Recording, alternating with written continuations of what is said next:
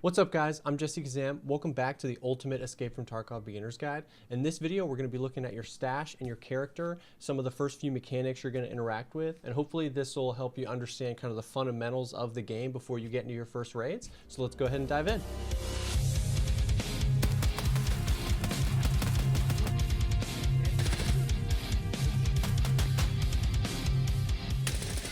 All right, so you launch the game. If you go ahead and click character, you're going to launch into your stash and your character. So we want to go over the stash and some of the mechanics there, your character, everything that you're going to be putting on to bring into a raid. But briefly, before we hop into that, I want to hit these tabs up here at the top. We're not going to dive too deep into these because these will be related to other videos, but just so you know what they are, up at the top left is overall. You can see your PMC, your survival rate, how many raids, and all sorts of cool stash about your playtime in the game. Gear is always going to be your stash and your character. Health is, you're going to be looking at this screen way more in raid as you're actually healing and figuring out what's going on. This we're going to go into in like a beginner's guide to the health and escape from Tarkov video coming up. Skills, these are all the soft skills in the game and a bunch of the ones that are coming. So once again, there'll be another video about this. You can kind of look at some of the perks, what they do, and kind of get a little bit familiar with this. The maps in the game are pretty much useless, so don't worry about that really right now. And tasks is going to be like an overview of all the open tasks you have with each of the traders, and if you click on it, it's going to give you more information and let you know how far along in the task you are. So this is a helpful like view of everything and not just one trader at a time. So that's like a little bit about those. So starting off with the stash, it's pretty simple. I mean, this is your stash. This is going to be where you're stocking up weapons, armor, all your stuff, gathering up items. You're, pretty much locked by the size stash that you have based on the addition of the game that you bought right now. But what I really wanted to show off is that as you progress through the game, all this stuff, most of the stuff at the top are cases, and this will allow you to kind of expand inventory. They bring a lot of benefit with a little bit of restrictions. So for the ammo case, it takes up 4 squares, and instead of just being able to stack 4 stacks of ammo, it is like 8 by 8. So it provides a lot of ammo storage in a small container. The meds case, you can only put meds in, but once again, it folds out to be almost 3 or 4 times its size. A money case, you can only put money in, stuff like that. So you get the picture, really just to show that as you progress, there will be items that allow you to organize and expand your inventory so that you're not so locked by the amount of space that you have, all the way up to some really end game big ones like this item case, which is obviously huge and you can put anything in it. So that's a little bit about stash. You can organize it kind of however you want, however disorganized or organized you'd like to keep it. But there are ways to kind of expand it a little bit in the game right now by just playing. So everything on the left side of the screen, everything here in the middle and to the left, this is all going to be what you're bringing into a raid.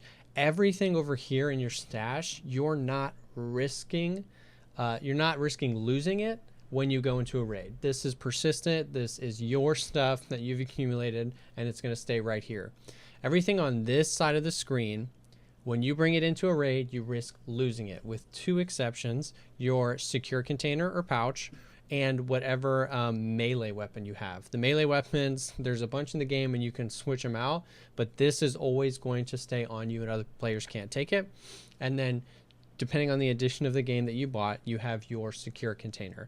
You can have a 2x2, 2x3, or this gamma container, the 3x3. Anything you put in there is not going to be risked, so you can find stuff in raid and put it in, or you can stash extra meds, extra ammo, extra magazines, stuff like that in here, and you're not going to risk losing it.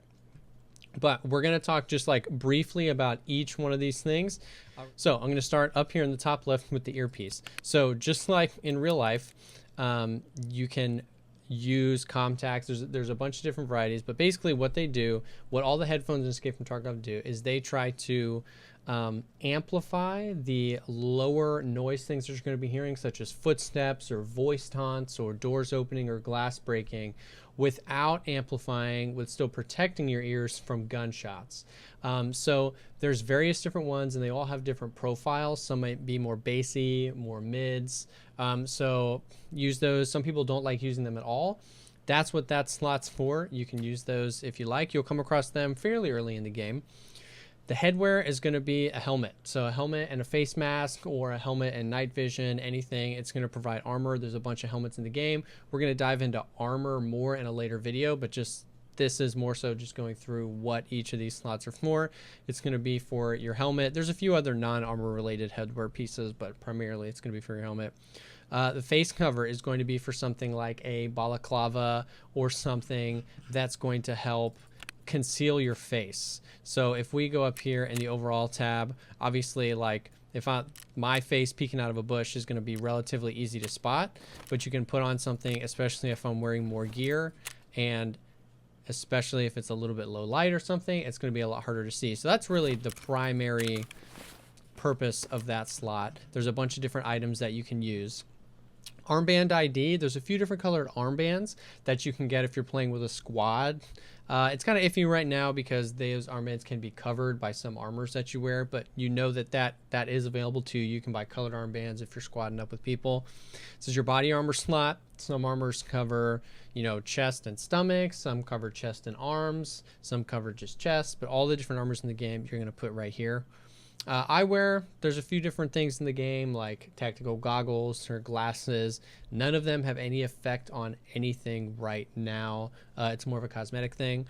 You've got you got your primary and secondary weapon slot, which are bound to 2 and 3 on your keyboard by default, and then your holster slot, so that's going to be a sidearm or a pistol. So your primary weapon is what you're going to spawn in with. So if you're bringing 2 weapons or even 3, you're always going to spawn in holding your primary, unless you're not spawning in with either of these and you're just holding a pistol. You'll spawn with that in. Like I said, the melee weapon is going to stay with you no matter what. There's a few different, but it's really for breaking glass, making noise, killing people if you don't have any weapons.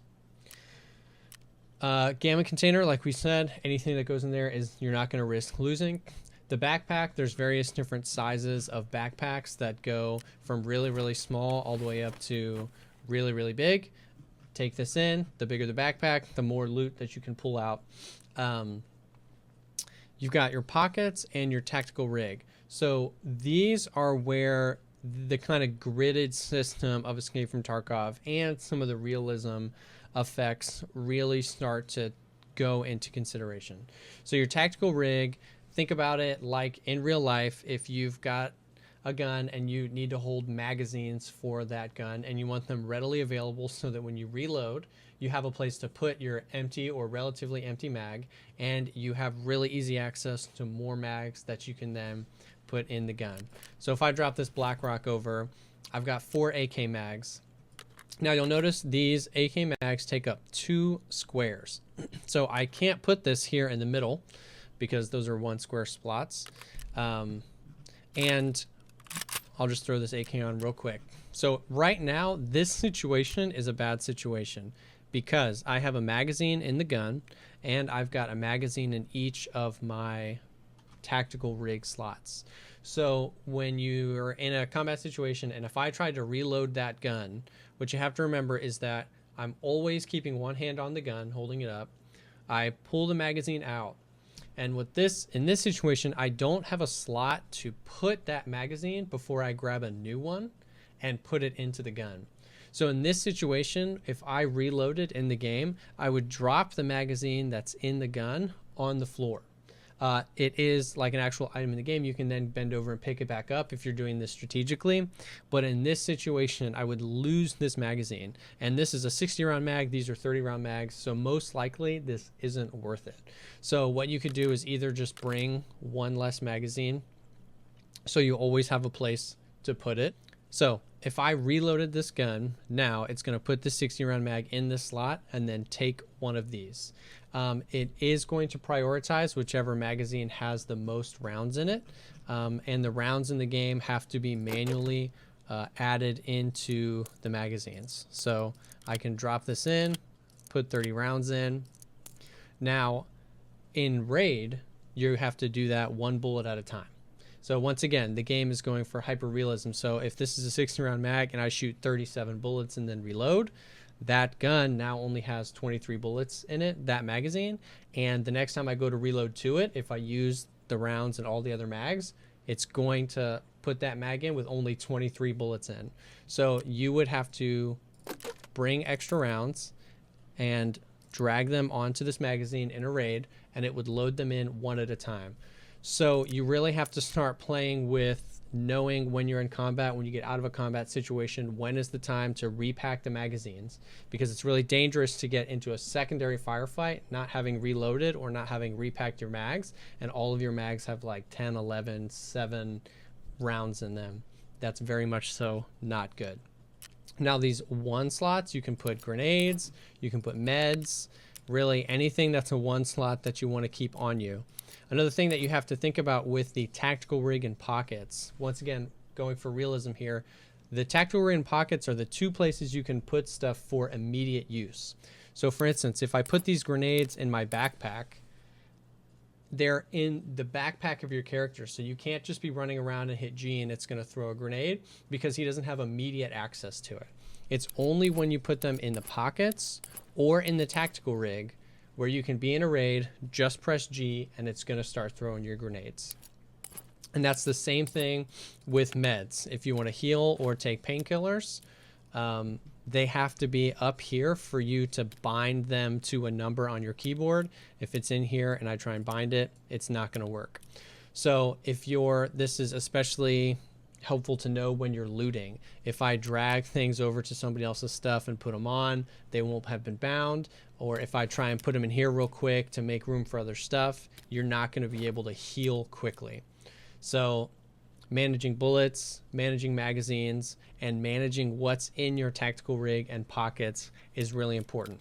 So that's kind of like a general overview of your stash, your persistent stash, some things you can do to help organize later in the game, some cases to save up for, and a little bit about each piece of equipment that you're going to be bringing into the raid. Obviously, we could go deeper and there's always more to talk about, but I don't want to overwhelm you with a ton of information.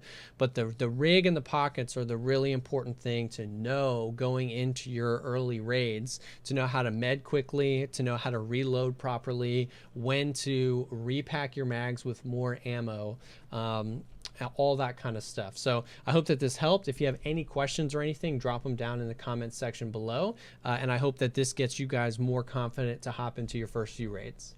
Thank y'all so much again for checking out this video. My goal is always to make short, high-quality Escape from Tarkov beginner guides that help shorten the learning curve of the game and get you and your raids having fun as soon as possible. I stream Escape from Tarkov a few days a week. There's links down below to the Twitch, Twitter, Discord, stuff like that. Drop a like on the video if you liked it, and think about subscribing to the channel for more content like this. Drop a comment down below if you have any questions about the video, or if there's any tutorials that you'd love to see me make here in the future. Thanks again for stopping by. I'll see y'all in the next one.